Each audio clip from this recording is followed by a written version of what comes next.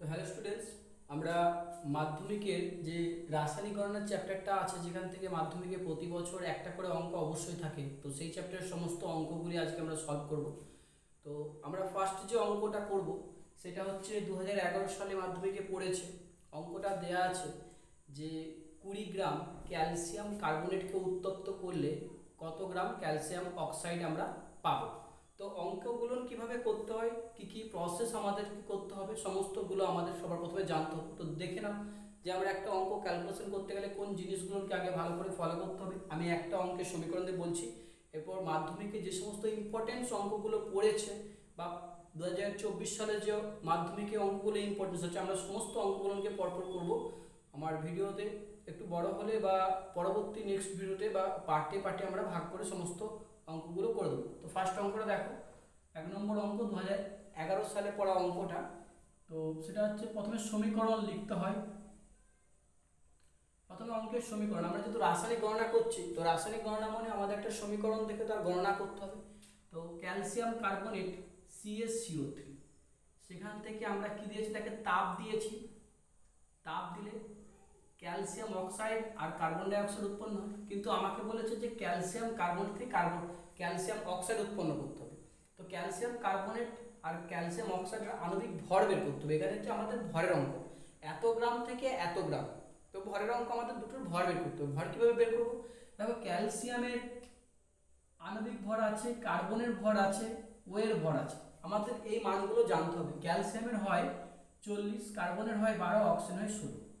পরীক্ষাতে এটা কিন্তু অঙ্কের সাথে দেয়া থাকবে, আর তোমাদের এটা দেখে এখানে ক্যালকুলেশনটা করতে হবে। তো এর আণবিক ভর আমি যদি বের করি, ব্যাপারটা হচ্ছে 40 ক্যালসিয়ামের জন্য 40 প্লাস কার্বনের জন্য 12 প্লাস অক্সিজেনের জন্য, একটা অক্সিজেন পরমাণুর জন্য হয় 16।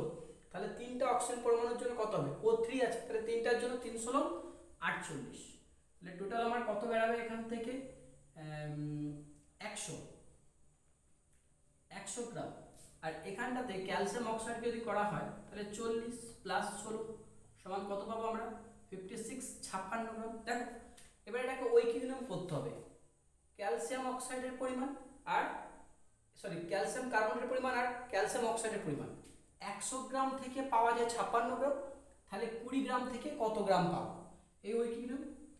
100 গ্রাম CaCO3 থেকে পাওয়া যায় 56 গ্রাম CaO। তাহলে 1 গ্রাম CaCO3 থেকে পাওয়া যায় 56/100 গ্রাম CaO। এখানে সবাই CaO কথাটা লিখতে হবে, ডট ডট মারবে না, তাহলে নাম্বার পাবেন। অতএব 20 গ্রাম CaCO3 থেকে পাওয়া যায় 56 × 20/100 গ্রাম CaO। এবারে এটা যেটা কাটাকুটি করলে 5 5 দিয়ে 56কে ভাগ করা হয়, 5 একে 5 5 একে 5.2 গ্রাম। এটা হচ্ছে অ্যান্সার। তাহলে আমি 56 গ্রাম ক্যালসিয়াম কার্বনেটকে বিয়োজিত করলে কত গ্রাম পাবো, 20 গ্রাম ক্যালসিয়াম অক্সাইড পাবো। 2011 সালে এই অঙ্কটা পড়েছে। তো অঙ্কটা দেখে নাও সবাই। এর পরের অঙ্কটা আমি এবার করাচ্ছি।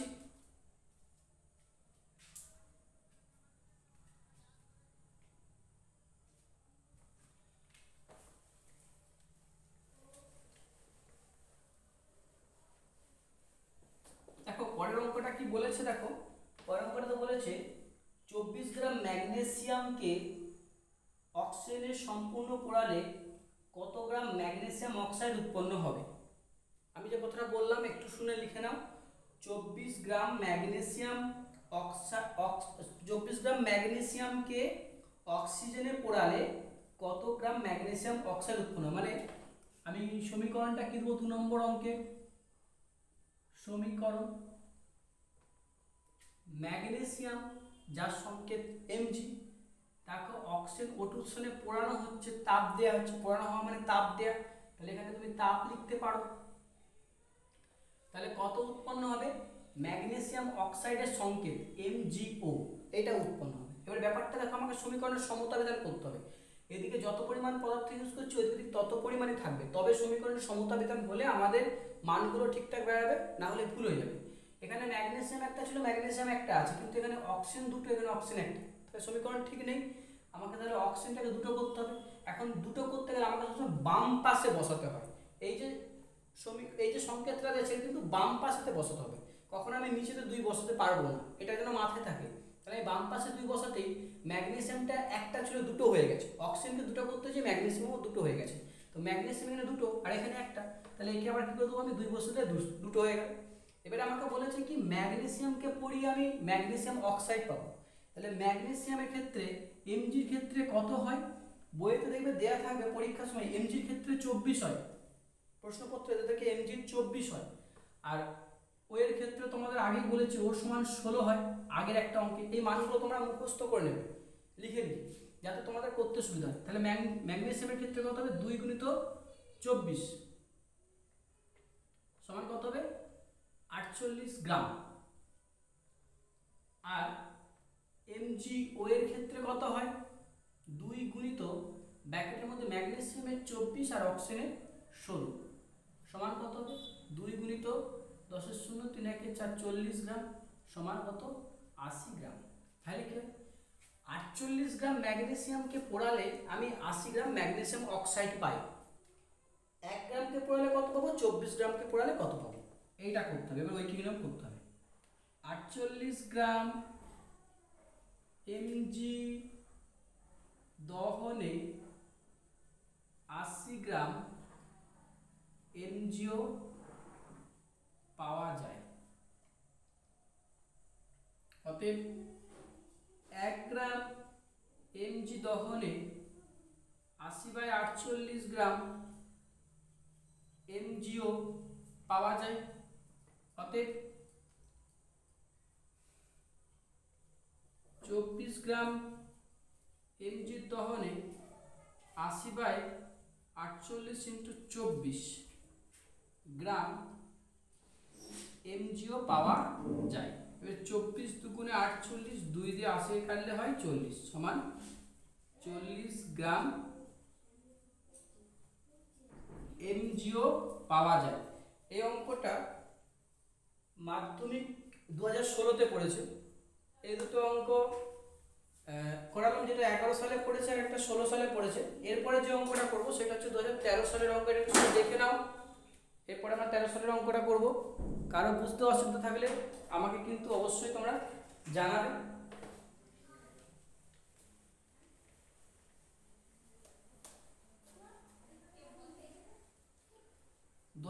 সালের অঙ্কটা দেখো কি বলছি, শুনে শুনে লিখে নাও। 32.7 গ্রাম জিঙ্কে অতিরিক্ত লঘু সালফিউরিক অ্যাসিডের সঙ্গে বিক্রিয়া করে কত গ্রাম হাইড্রোজেন উৎপন্ন হবে। তাহলে সমীকরণটা কি হবে, আমাকে জিঙ্কের সাথে বিক্রিয়া ঘটাতে হবে, জেডেন কার বিক্রিয়া ঘটাতে হবে, জিঙ্কের সাথে সালফিউরিক অ্যাসিড H2SO4 বিক্রিয়া ঘটিয়ে আমাকে কি উৎপন্ন করতে হবে, জিঙ্কের সাথে সালফিউরিক অ্যাসিডের বিক্রিয়া করে আমাকে হাইড্রোজেন উৎপন্ন করতে হবে। মানে জিঙ্কের সাথে এই যে সালফেট আছে এটা জিঙ্কের সাথে যুক্ত হয়ে যাবে, মানে ZnSO4 উৎপন্ন হবে আর H2 উৎপন্ন হবে, আমাকে হাইড্রোজেন পেতে হবে। জিঙ্কের সাথে বিক্রিয়ায় হাইড্রোজেনের সম্পর্ক, মানে জিঙ্কের সাথে হাইড্রোজেনের সম্পর্কটাকে আমার প্রকাশ করতে হবে। তাহলে এখানেতে আমার কি কি মান দেওয়া থাকবে, পরীক্ষার খাতায় জিঙ্কের মান দেওয়া থাকবে আর হাইড্রোজেনের মান দেওয়া থাকবে। হাইড্রোজেনের 1 হয় আর জিঙ্কের যেটা হয়, জিঙ্কের হচ্ছে 65.4, জিঙ্কের কত হয় 65.4। তাহলে জিঙ্কের দেখো ব্যাপারটা কি করলাম, জিঙ্কের ক্ষেত্রে 65.4 গ্রাম, এখানে ক্ষেত্রে অলরেডি সমীকরণটা সমতা বিধান হয়ে আছে। দেখো একটা জিঙ্ক H2SO4 H2 দুটো আছে আর S একটা আছে আর O এখানেও 4 আর এখানেও 4, তাহলে সমীকরণটা অলরেডি ব্যালেন্সিং হয়ে আছে। এখানে শুধু জিঙ্কের ক্ষেত্রে 65.4 গ্রামের দ্বারা H কতটা উৎপন্ন হচ্ছে, 1 × 2 = 2 গ্রাম উৎপন্ন হচ্ছে, মানে কি 65.4 গ্রাম জিঙ্ককে আমি সম্পূর্ণরূপে বিয়োজিত করলে কত গ্রাম হাইড্রোজেন পাবো, 2 গ্রাম হাইড্রোজেন পাবো। তাহলে বলা হয়েছে যে 32.7 গ্রাম জিঙ্ককে সম্পূর্ণরূপে বিয়োজিত করলে কত গ্রাম আমরা হাইড্রোজেনটা পাবো। সমীকরণ হয়ে গেছে, মানে এবার আমরা ঐকিক নিয়মটা করতে পারবো। 65.4 গ্রাম Zn থেকে 2 গ্রাম H2 উৎপন্ন হয়। অতএব 1 গ্রাম Zn থেকে 2/65.4 গ্রাম H2 উৎপন্ন হয়। অতএব 32.7 গ্রাম Zn থেকে 2 × 32.7/65.4 গ্রাম H2 উৎপন্ন হয়। এবারে এটা যেটা কাটাকুটি করলে তবে 1 ঘর আগে দশমিক আছে, এর 1 ঘর আগে দশমিক আছে, তাহলে দশমিকটা উঠে যাবে। এবারে এইটার সাথে 2 গুণ করলে আমরা এটা পাই। দেখো 2 গুণ করে 7 দুগুণে 14, হাতে রইলো 1, 2 গুণে 4 একে 5, আর 3 দুগুণে 6। তাহলে এটা থেকে কাটলে কত হবে? 2। আর এই 2 এই 2 কেটে যাবে, তাহলে কিছু নেই মানে 1 রয়েছে, মানে কত হবে? 1 গ্রাম। অর্থাৎ 32.7 গ্রাম জিঙ্কের যদি আমি বিয়োজন ঘটাই বা এই বিক্রিয়ায় অংশগ্রহণ করাই, তাহলে কত গ্রাম আমরা হাইড্রোজেন পাবো? 1 গ্রাম মাত্র হাইড্রোজেন আমরা পাবো। এই অঙ্কটা মাধ্যমিক 2013 সালে পড়েছিল। তো আজকে আমার ভিডিওতে খুব লেন্থি হয়ে যাবে, তাই আমি আজকে 3টে অঙ্ক করালাম। আমার পরবর্তী ভিডিওতে রাসায়নিকরণের বাকি যে সমস্ত সারের অঙ্কগুলো পড়েছে প্রত্যেকটাকে এক এক করে বুঝিয়ে বুঝিয়ে আমি এভাবে তোমাদের জন্য নিয়ে আসবো। যদি পছন্দ হয় অবশ্যই আমার চ্যানেলটিকে সাবস্ক্রাইব করবে। আর যদি ফেসবুক পেজে তোমরা থেকে থাকো তাহলে ফেসবুক পেজে অবশ্যই ফলো করে রাখবে। মাধ্যমিক ক্লাস 5 টু মাধ্যমিক প্রত্যেকটা সাবজেক্টেরই প্রতি মুহূর্তে যে সমস্ত টপিকগুলো খুব টাফ রয়েছে সে সমস্ত টপিকের আমরা নোটসগুলো এখানে দিয়ে দেবো বা বুঝিয়ে দেবো। ঠিক আছে?